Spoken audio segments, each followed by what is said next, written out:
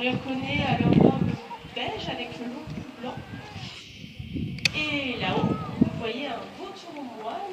Son nom vient de la tonsure qu'il a au-dessus de la tête et aussi là au milieu des autres vautours. Ce sont des animaux sauvages qui ne sont pas du tout habitués à être manipulés.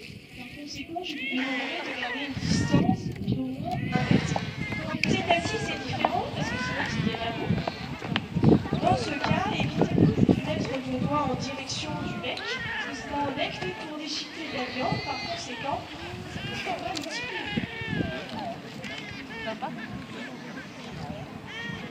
Dans 2 jours maintenant, vont bientôt nous rejoindre les Panthères des Neiges. Est-ce que tout le monde a vu les Panthères des Neiges numéro 3 sur notre plan dans le canyon?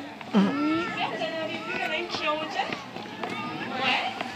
Alors, cette espèce se comptait de 3000 à 5000 mètres. Mais allez, ça vient se mettre dans les points. Et bientôt, elles vont déménager dans l'espace que vous avez longé. On va recevoir aussi une nouvelle espèce qu'on appelle des marcors, des sortes de chèvres à corps torsadés qui ressemblent à ce que vous avez face à vous sur les statues, vous voyez juste ici. Le but de cet endroit est de recréer un écosystème qui rappelle la chaîne himalayenne. Donc tous les endroits qui ont été construits récemment, comme la Grande Volière, le sanctuaire des okapis, la vallée des rhinocéros, reconstituent des écosystèmes avec différentes espèces qui cohabitent. Ça vous permet de rentrer en immersion dans ces espaces et de mieux comprendre les interactions entre les différentes espèces. Donc, il y a 1 an, c'était encore un champ de luzerne ici, et c'était à niveau des cuisines dans lesquelles vous êtes passés. Après 9 mois de travail, voici le résultat. Cet amphithéâtre, du relief, du dénivelé juste face à vous, pour améliorer les conditions de vie de nos pensionnés. Vous allez pouvoir assister à ce qu'on appelle une curée. La curée, c'est le moment où les charognards viennent se nourrir. Qui dit charognard dit animal se nourrissant de viande. Exactement. Donc ils ne vont pas prendre vos cheveux de main et s'envoler avec, ils ne sont pas du tout faits pour ça. Vous avez l'occasion justement d'en voir proche de vous. Est-ce que leurs pattes vous font plus penser à des cerfs bien puissantes comme les ailes ou à des pattes de poule? Exactement, à des pattes de poule, très peu de force dans les pattes. De plus, ce sont des oiseaux lourds 7 à 10 kg, c'est-à-dire qu'ils vont pratiquer le vol plané, comme vous pouvez le voir maintenant, plutôt que le vol battu, parce que ça leur demande beaucoup trop d'énergie. Par contre, quand il faut vous imaginer un lapin qui serait en train de courir, l'oiseau doit s'approcher du lapin, battre des ailes une fois qu'il s'en approche, la grippe, le lapin est en train de se débattre et le vautour doit repartir avec une charge supplémentaire. Donc vous voyez bien qu'ils ne sont pas du tout faits pour ça. Et c'est d'ailleurs ça qui a causé leur perte. Par crainte, c'est par ignorance, l'homme a longtemps considéré ces oiseaux comme une espèce nuisible et dangereuse, s'attaquant au bétail et aux troupeaux. Au début du XXe siècle, la baisse du pastoralisme, est-ce que tout le monde voit ce que c'est le pastoralisme? Le fait de faire paître de façon naturelle le bétail dans la nature. À cela s'associe la transhumance, le fait de faire paître l'été le bétail dans les alpages et l'hiver dans les prés. Donc la baisse de ces pratiques à la fin au début du XXe siècle, pardon. Si super. Couplé au fait que l'État, au même moment, pose une loi demandant aux peu de bergers qui restent de ne plus laisser leur bétail mort de façon naturelle aux vautours, ils sont obligés, à partir de ce moment-là, de l'amener à l'équarrissage pour que le bétail mort soit incinéré. Donc les vautours, à partir de ce moment-là, n'avaient plus grand-chose à se mettre dans le bec. À cela se rajoute l'expansion de l'urbanisme, le développement du tourisme dans les montagnes et la pratique de l'escalade dans les endroits où nichent ces vautours. Autant de perturbations qui font qu'à la fin du XXe siècle, il n'y avait plus de vautours en France, ils avaient tous migré vers les pays limitrophes comme l'Espagne et l'Italie, et on ne trouvait plus qu'un petit noyau de vautours au niveau des Pyrénées. Maintenant, il va falloir vous imaginer, vous partez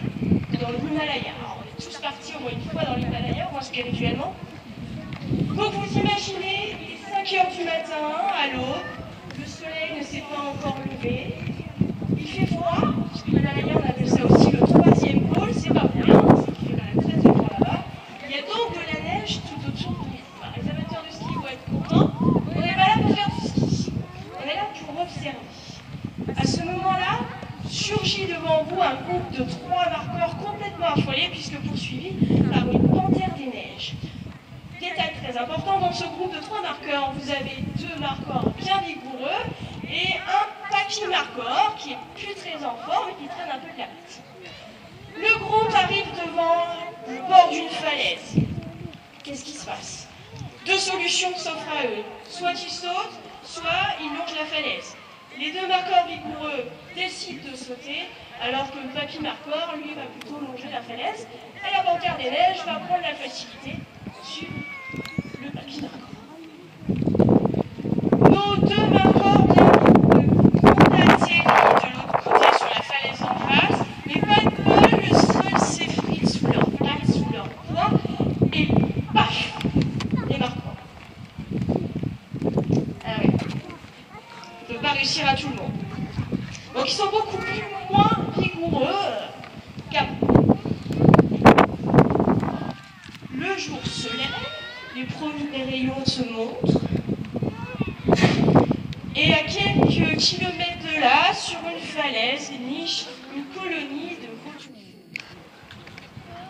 Ils se réveillent tout doucement et la faim se fait ressentir, donc ils décident de partir par petits groupes en vol plané à la recherche d'une carcasse. L'un d'entre eux repère la carcasse au loin et descend tout doucement dessus. Avant de se poser, il s'assure bien qu'il n'y a aucun danger. Cela donne le signal aux autres et ainsi vous pouvez avoir des centaines de vautours se nourrissant dans une même curée sur les mêmes carcasses. Il n'y a pas de hiérarchie au sein même de l'espèce, c'est vraiment chacun pour soi, le plus affamé qui va s'en sortir avec le plus de nourriture dans le jabot.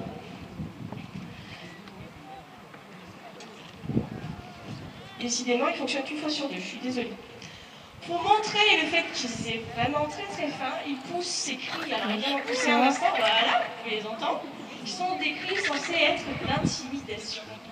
À cela s'ajoutent 2 types de pas. Le premier pas est un pas de polka et consiste à sautiller légèrement écarté en direction de la carcasse. Si cela ne suffit pas, il va compléter avec un pas de parade qui consiste à arriver une fois devant la carcasse, à se faire le plus gros possible en soulevant une patte, puis l'autre, histoire de dire attention, si je t'attrape, je peux t'attraper et donner un coup de bec et devenir très très menaçant. Je sais pas si vous entendez bien au niveau des bruits. Pour le moment, c'est un petit peu un peu des bruits de poule.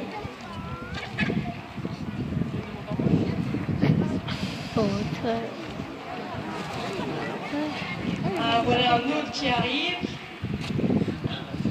Pratique bien le pas de polka. Génial. Mixer un pas de parade.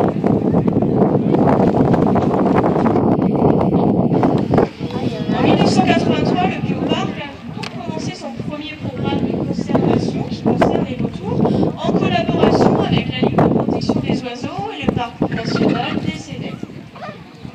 Quand un oiseau est retrouvé blessé dans la nature, il est pris en charge dans un centre de soins. Si jamais la blessure n'est pas trop importante et qu'ils arrivent à le remettre sur pied, il est relâché dans la nature. Par contre, si la blessure est beaucoup trop importante et que l'animal ne peut plus s'envoler et donc aller chercher une proie, une carcasse, il est recueilli dans un centre de recueil comme ici. Et c'est justement le but de cet endroit, en plus d'optimiser les conditions de vie de nos pensionnaires, le but est aussi de pouvoir en accueillir encore plus, puisque ce sont leurs petits qu'on va introduire dans la nature. Ainsi, près de 50 vautours nés au Bioparc ont pu être relâchés en France et en Bulgarie. Alors, jusque dans les années 90, nous avons relâché 23 vautours fauves nés au Bioparc. Et à partir de ce moment-là, ils se sont reproduits d'eux-mêmes dans la nature, donc on n'a plus du tout besoin d'en relâcher. Par contre, il a fallu mettre en place ce qu'on appelle des charniers, c'est-à-dire des endroits dans les montagnes où des carcasses vont doit être déposé afin de fixer les oiseaux et éviter qu'ils ne partent à nouveau vers les pays limitrophes comme il s'est passé dans les années 20. C'est génial, vous voyez, ils vont se servir directement. Enfin, c'est un système tout juste à tester, donc ça marche de plus en plus. Nous continuons à avoir des bébés vautours fauves. Et maintenant, nous les relâchons en Bulgarie où nous travaillons avec une association locale qui consiste à restaurer la transhumance en travaillant avec des espèces rustiques de chiens troupeaux et de bétail moustique. Donc, je vous le disais, ce sont des animaux qui peuvent blesser. Donc, en général, la blessure est plus modèle et plus ou moins importante. Il y en a qui arrivent quand même à arriver sans dégâts. Il y en a d'autres, ils ont pas conscience qu'il y a un petit coup d'aile qui manque et qui peuvent se rétablir. Et tout va bien. Alors, il y a un beau parade là-bas. Ah, le vautour moine qui va peut-être entrer en action lors de la curée, c'est le second à intervenir. C'est le plus gros rapace de notre faune européenne, puisque ces espèces-là, je ne sais pas si je vous l'ai dit, mais se trouvent non seulement dans l'Himalaya, mais aussi en France. Si vous allez vous balader dans les montagnes comme le Massif central, les Pyrénées, les Alpes du Sud et la Corse, vous pouvez les trouver. Le vautour moine, beaucoup plus puissant, avec beaucoup plus grand, la nuit, sans presser aux nerfs, aux tendons et à la peau. Donc il est obligé d'attendre que la première espèce soit intervenue pour pouvoir accéder plus facilement à ces différentes parties. Donc il est possible qu'il ne descende pas dessus. Donc il est toujours là-haut. Si vous observez bien les vautours fauves actuellement, ils ne piquent pas la viande du dessus, mais vont passer par les orifices naturels, c'est-à-dire par exemple le nez, les yeux, la bouche, et par les endroits de la peau du corps, comme les aisselles et les pieds.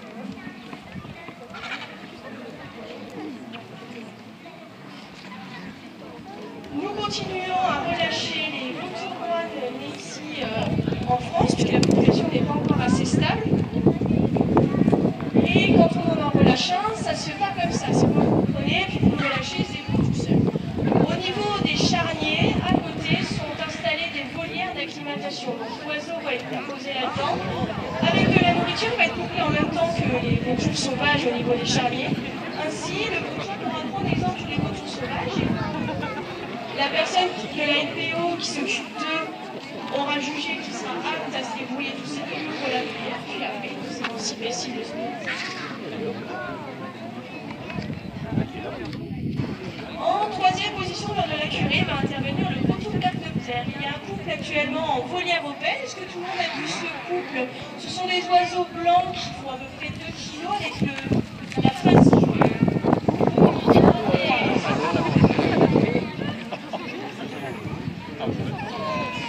Ces deux vautours percnoptères ne sont pas ici, puisque comme ce sont des oiseaux légers, pratiquent le vol battu, ils pourraient sortir sans problème ici, parce qu'il n'y a pas de couple. Donc ils sont là-bas, ils se reproduisent.